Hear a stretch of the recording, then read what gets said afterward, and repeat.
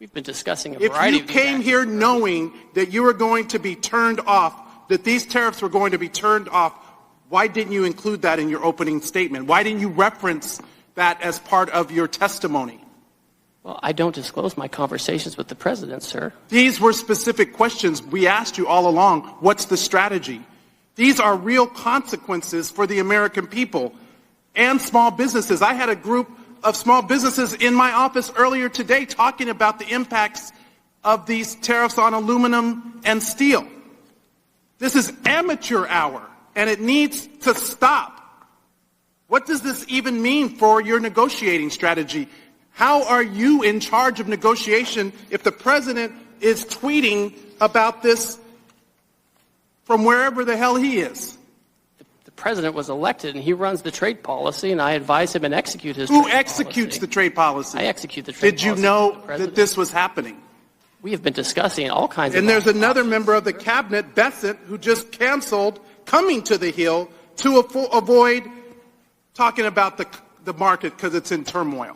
This in just days, because there was no strategy, there was no plan.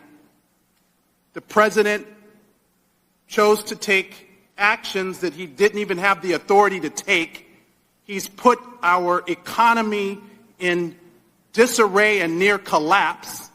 We have small businesses and Americans who are concerned about their well-being, people's retirement, people's 529 accounts went down because of this administration.